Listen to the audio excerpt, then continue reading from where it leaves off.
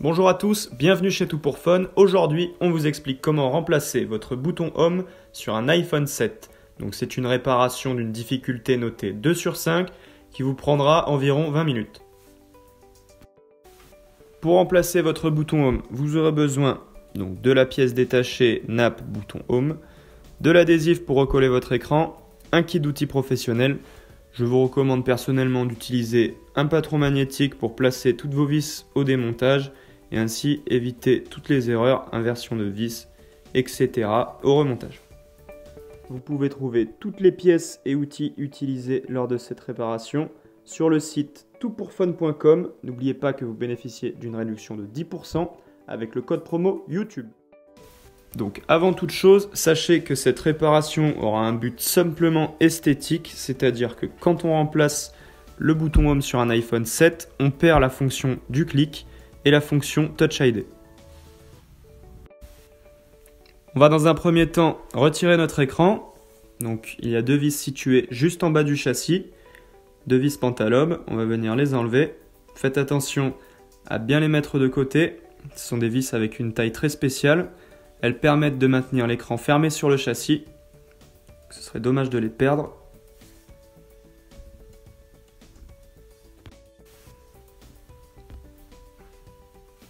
On va maintenant avec l'outil d'ouverture passer dans le coin en bas à gauche, venir faire levier, passer un petit peu tout autour de l'écran. On ne s'occupe pas de la partie haute pour l'instant. Faites attention sur la partie basse, il y a la nappe du bouton Touch ID juste derrière, donc ne pas envoyer l'outil trop profond. À cet endroit, ce sont les nappes de l'écran. Donc on vient faire levier. Pour retirer l'écran, on va soulever la partie arrière, la décaler vers le bas et venir l'ouvrir comme un livre à 90 degrés, pas plus, sinon ça pourrait abîmer les nappes. On vient maintenant retirer la plaque, maintenue par 4 vis Tri-Wings. Donc cette plaque sert à maintenir en place le connecteur de charge, le connecteur de batterie, des nappes coaxiales, le connecteur de l'écran et le connecteur du bouton Touch ID. On fait attention de ne pas perdre les vis. Elles ont toutes des tailles différentes, certaines sont vissées sur la carte mère. Si on les inverse, on pourrait avoir des dysfonctionnements du téléphone, voire le rendre complètement HS. On pense bien à noter l'emplacement de chacune d'elles, ça évitera les surprises. Une fois que c'est fait, on va pouvoir retirer la plaque et accéder aux différents connecteurs.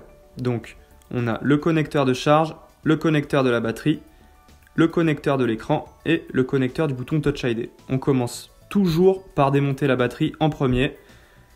Ensuite vient le tour de l'écran et du bouton Touch ID. L'écran est un petit peu libéré. On va pouvoir le positionner par-dessus la batterie et pouvoir accéder à la plaque qui maintient le connecteur de la caméra avant et de l'écouteur interne. Donc ce sont des vis cruciformes cette fois-ci. Donc là encore une fois, pensez à vraiment bien noter les emplacements.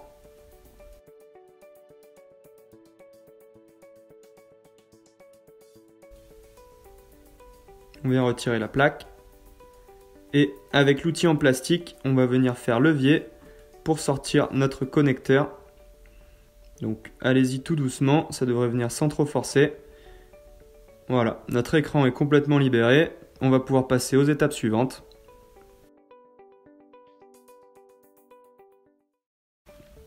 On va maintenant démonter notre bouton Touch ID. Donc il est maintenu par une plaque elle-même fixée par ces 4 vis. Ce sont des vis Tri-Wings.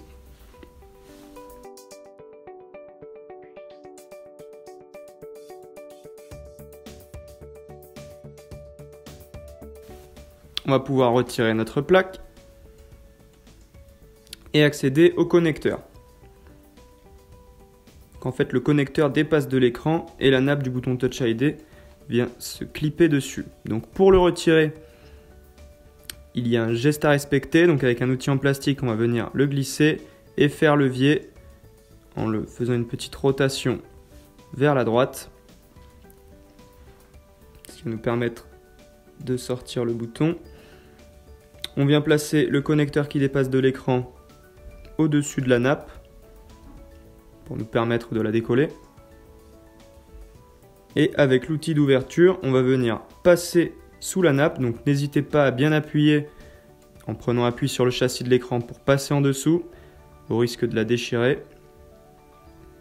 Donc de toute façon, vous pouvez appuyer derrière, c'est le plastique du châssis de l'écran, ça craint pas trop. Et tout doucement, on va venir décoller notre nappe.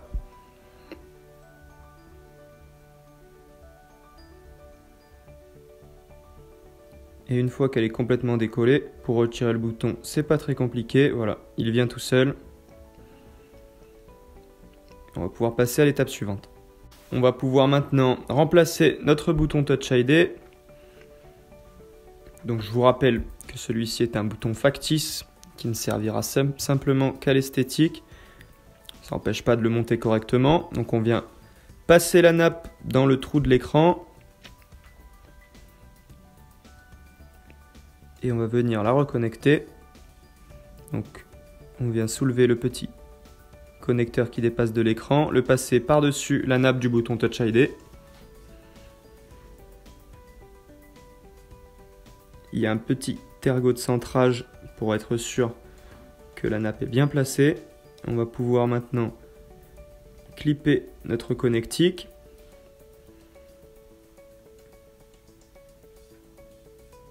On va venir repositionner notre plaque. Donc, vérifiez bien que la connectique soit bien située en dessous. On va pouvoir remettre nos 4 vis.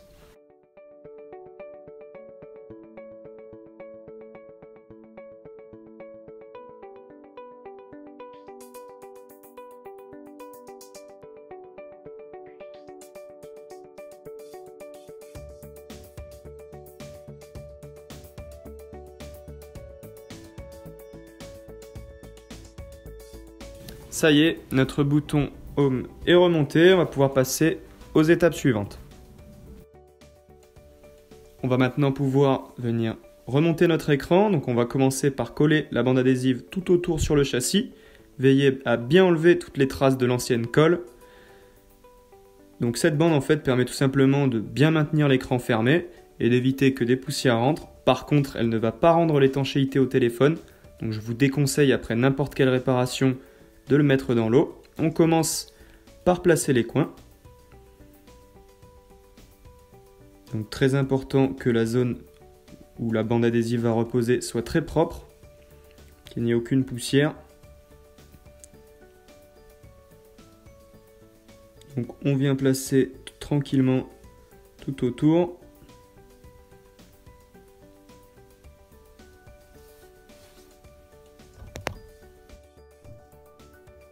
On va maintenant retirer la feuille de l'adhésif. Donc parfois l'adhésif vient un petit peu avec. Pensez à bien le remettre en place.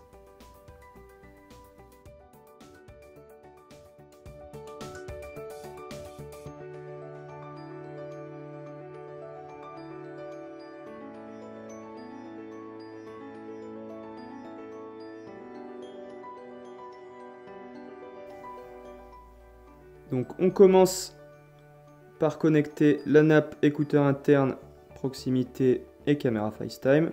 Donc on place l'écran juste au-dessus de la batterie et on vient clipper notre connecteur.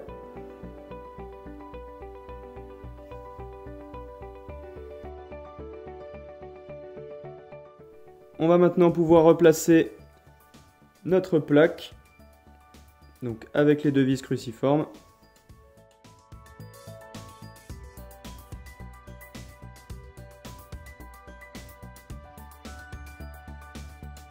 On va pouvoir maintenant remonter notre écran. On le place à 90 degrés sur le bord du châssis. On vient connecter le connecteur du bouton Touch ID, le connecteur de l'écran.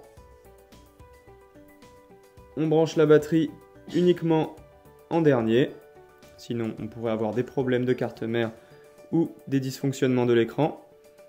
On vient replacer la plaque pour maintenir tous les connecteurs en place. Donc, on peut commencer par la vis située en bas, donc qui n'est pas sur la carte mère. Ensuite, la vis la plus longue qui est vissée dans le châssis.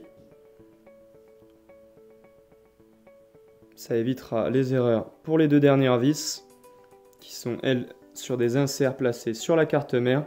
Si on l'inverse avec une vis plus longue, ça pourrait aller un peu profond et percer la carte mère et rendre le téléphone complètement inutilisable.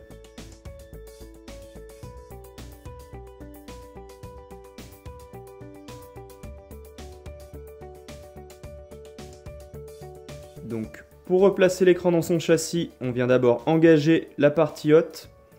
Donc, faites attention avec la bande adhésive, il faut vraiment le mettre jusqu'au fond. Sinon, on aura des problèmes derrière. On vient ensuite reclipper le tour du téléphone. Donc, on commence par les côtés. Et on termine par le bas de l'écran. Et on va pouvoir passer au montage des 2 dernières vis. Donc on vérifie que l'écran est bien dans son logement tout autour. Et on vient placer les 2 dernières vis Pentalobe.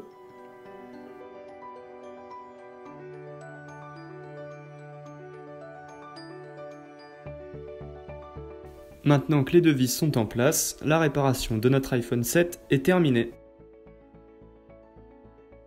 Merci d'avoir suivi notre tutoriel vidéo, j'espère qu'il vous aura été utile. S'il vous a plu, n'hésitez pas à partager votre expérience dans les commentaires. Vous pouvez retrouver toutes les pièces détachées et les outils dans la description de la vidéo ou sur notre site toutpourfun.com. N'oubliez pas que vous bénéficiez de 10% de réduction sur votre panier en utilisant le code de réduction YouTube. Merci à tous, à bientôt chez Tout pour Fun.